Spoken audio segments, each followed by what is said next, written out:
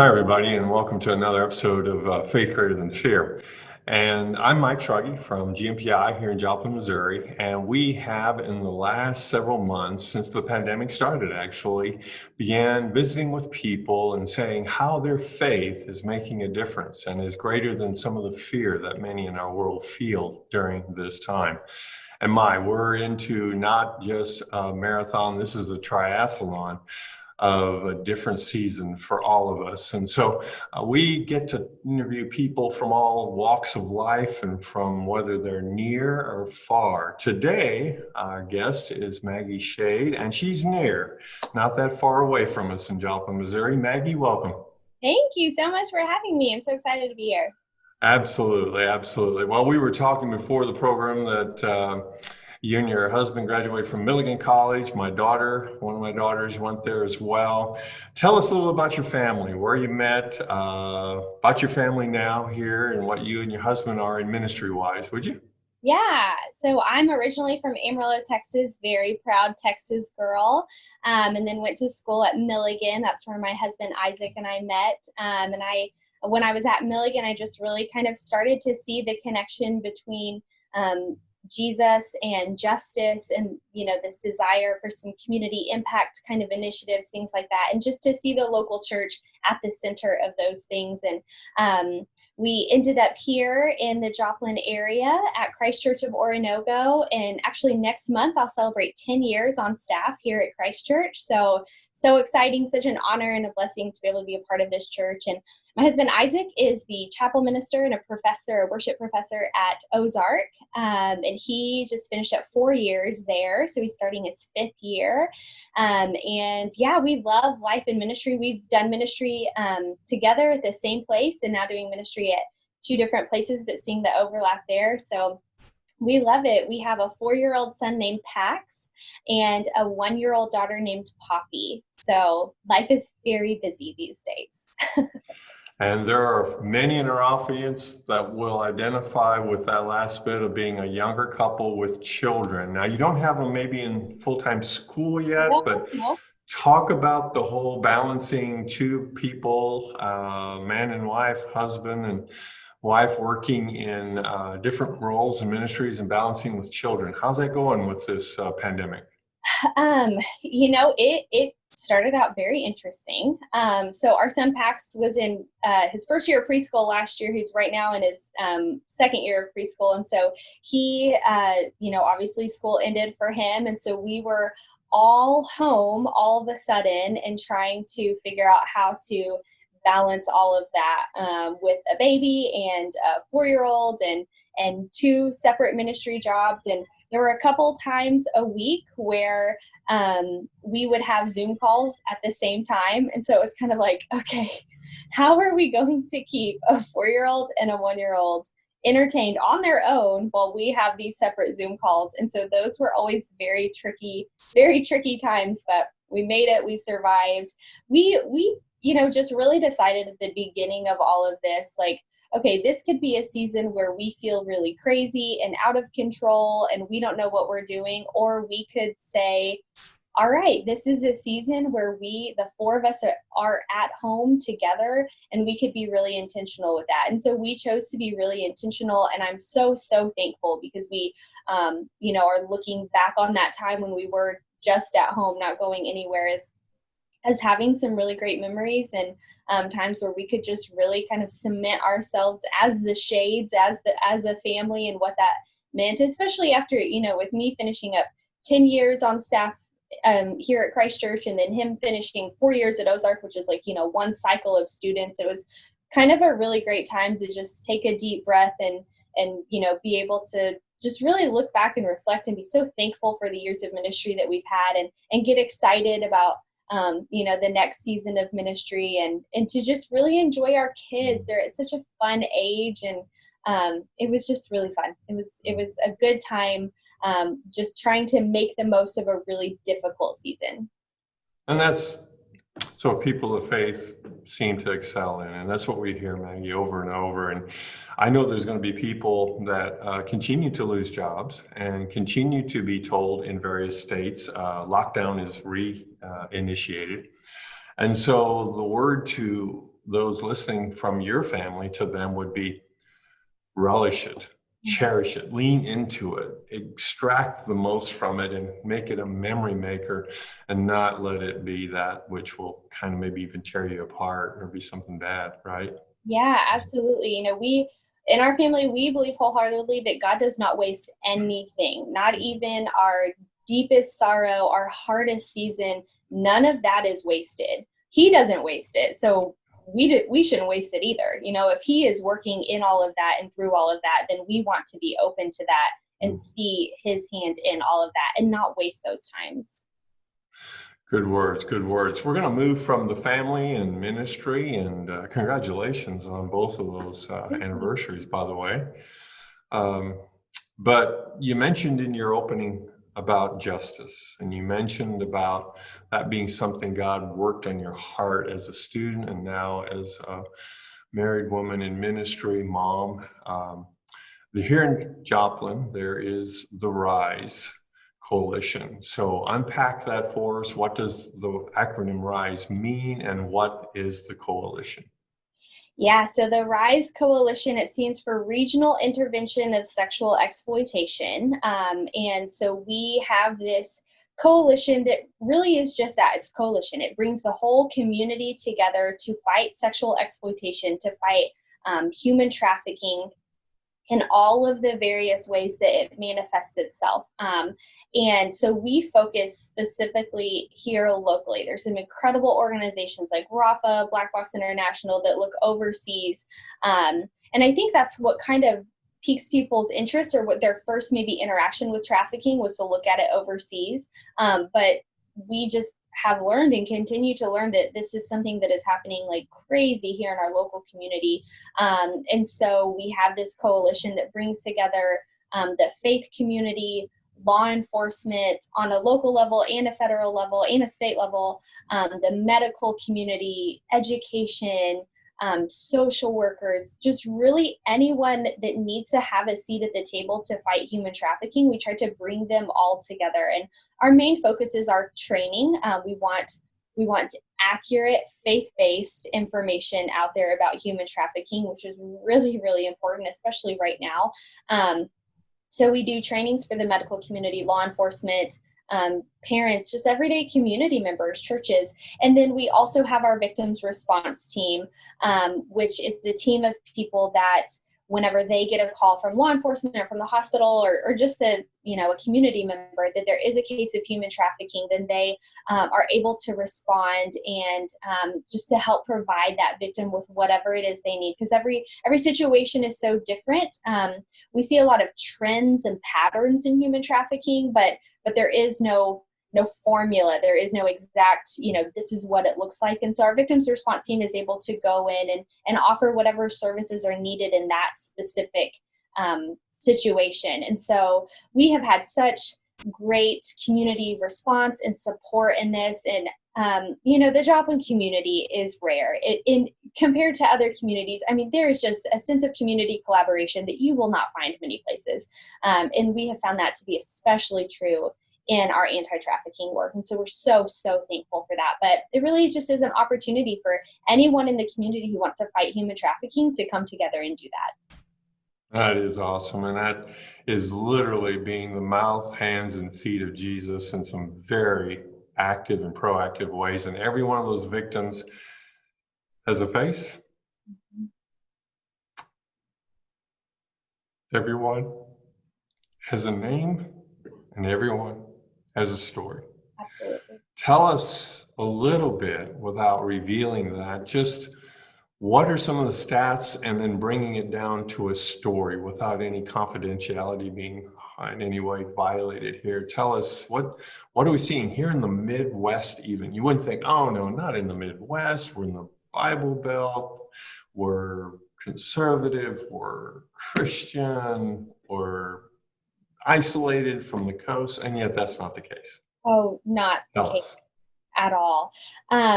Well, since 2016, well, from 2016 to 2019, the Rise Coalition has been able to work with 131 victims of human trafficking. That doesn't count anything before 2016 or since 2020 started, which we have helped a lot of victims in 2020. So 131 victims, and which is just crazy to think about those numbers, that here in Joplin and, you know, our small town tight knit community, that's what's happening. And those are just the ones that have been reported, disclosed, identified, that our coalition has been able to work with. And there's so many more that we would love to work with, that maybe are getting, you know, connections from somewhere else. And so just those numbers alone are just crazy to think about. And it looks, like I was saying, it looks so different for every person. And the thing to remember, so a lot of people ask, okay, what exactly is sex trafficking? What defines that? Because it is this really broad topic, but sex trafficking is when a commercial sex act is elicited by the use of force, fraud, or coercion. But if it's a minor, then force, fraud, or coercion does not have to be in place. Any commercial sex act involving a minor is sex trafficking. And so because of that, there's so many different cases of it.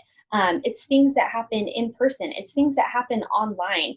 The thing that we always have to remember, and when we're educating the community, is to say that your child is more likely to be trafficked from their own bedroom than they are from anywhere else, because they have phones, they have computers, they have tablets, they have devices where people can traffic them without them ever leaving your home. And that's terrifying, but it's just encouragement for us as parents and community members to be aware and to be on guard about all of those things. And so I just think of so many stories that our victims response team has been able to help.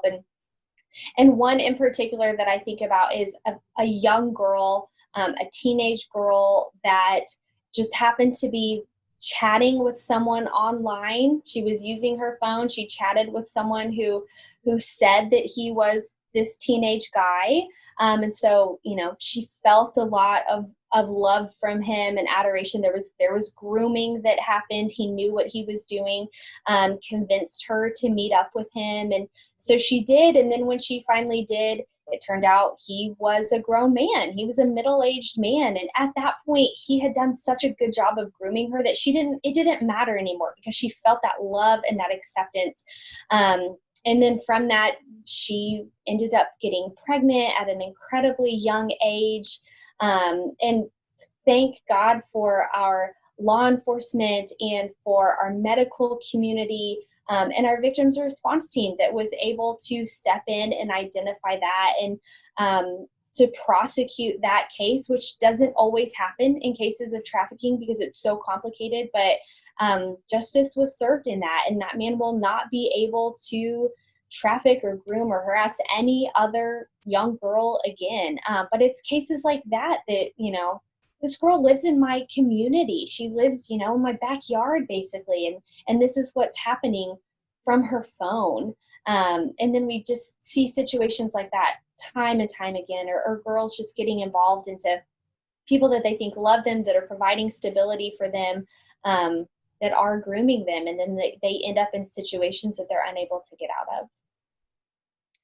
Great. So the statistics for just a small place like Joplin are pretty high, and putting a face on just one young individual helps us to understand, doesn't it, Maggie, that not is it just something that's for either the very rich because they have all this access, or the very poor because they're more vulnerable. It is anyone, and it's everyone. If they have, as you said, a device, phone, tablet, they are vulnerable. If you don't have the training in place, the apps protecting in place, the monitoring of adults on the content, it is just there. Tell us real quickly some things about, you talked about trainings. What first can a mom and dad do?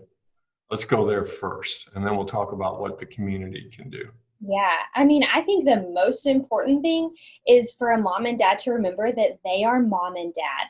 Like, yes, you can be friends with your kid. You can have a great relationship with your kid. But at the end of the day, God placed you in that role as their mother and father to protect them, to love them, to make sure that they are raising them in a way that is God honoring, and that is protecting them. And so, I talk to parents all the time that say, well, that's my child's phone, and they deserve privacy. And yeah, there, to an extent, like, we want our children to be independent, and you can trust your child, but I don't trust the rest of the world. I don't trust the people out there.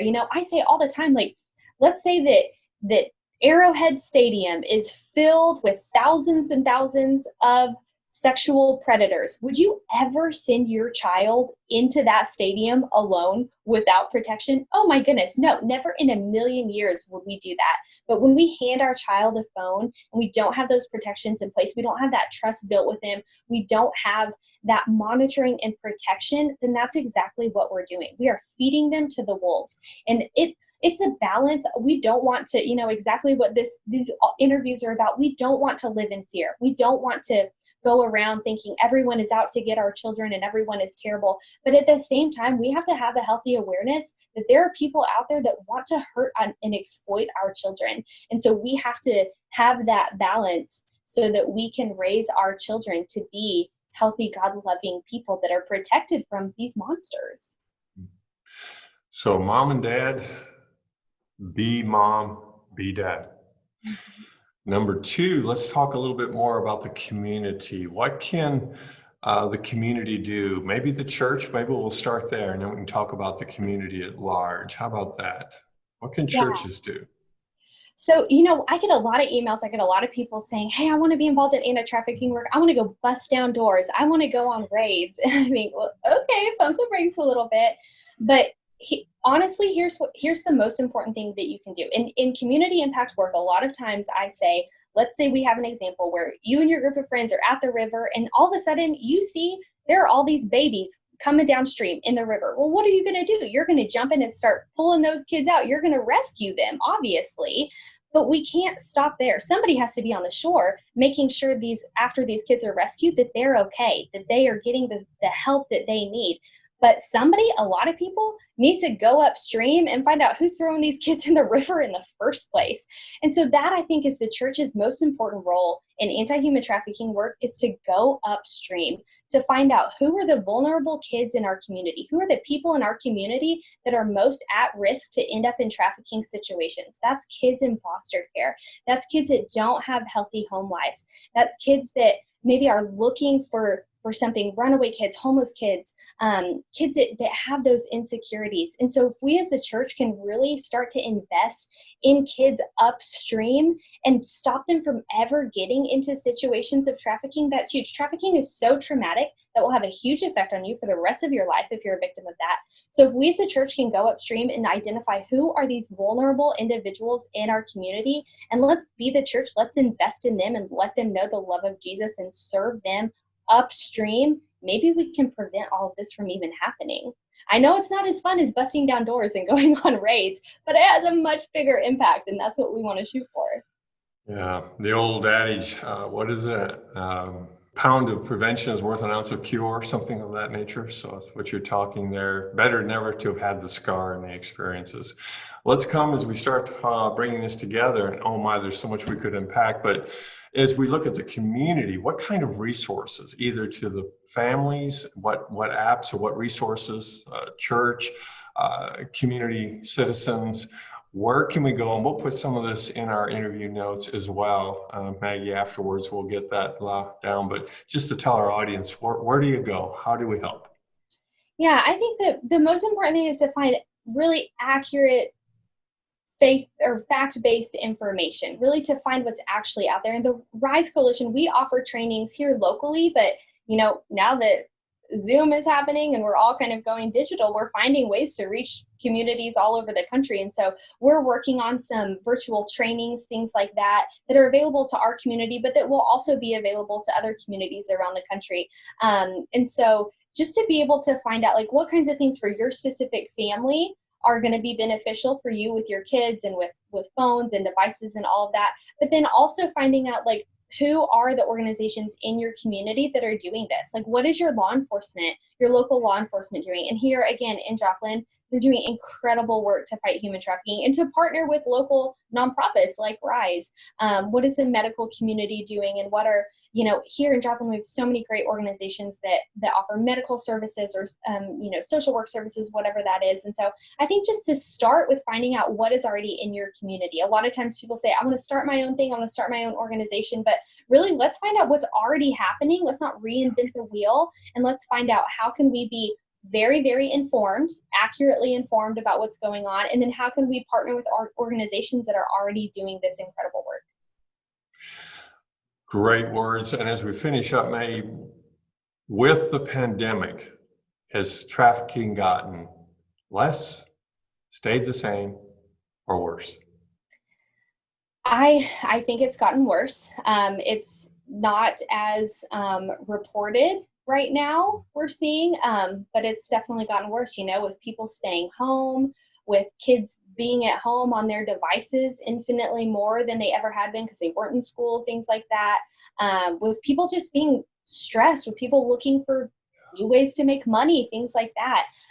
It's a problem that is not going away. It's continuing to get worse. And so the church needs to find their place in that. And the amazing thing is there is a place for the church in anti-human trafficking work, a really big place for it. And so I'm excited to see churches start to rise up and be a part of that. Great. So we heard parents, be parental, be prayerful, church, be preventative, be those that are stopping it from falling into the river, your good metaphor there.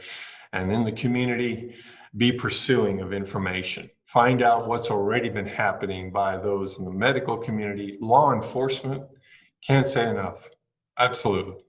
They have a heart, many of them, and feel underwhelmed and just totally needing more support in so many cases. So any last words that you want to give our audience, either from a general, the Schade family, to, hey, hang in there in the pandemic, or something specific about trafficking? Yeah, I think I would just encourage churches to find your place in the community. I think churches are the cornerstone of communities, and if you can find out what your role is in that community, it can be a game changer. I mean, whether that's foster care, anti-trafficking work, working with schools, working with low-income families, there is a place for the church, and we need to rise up and take that place.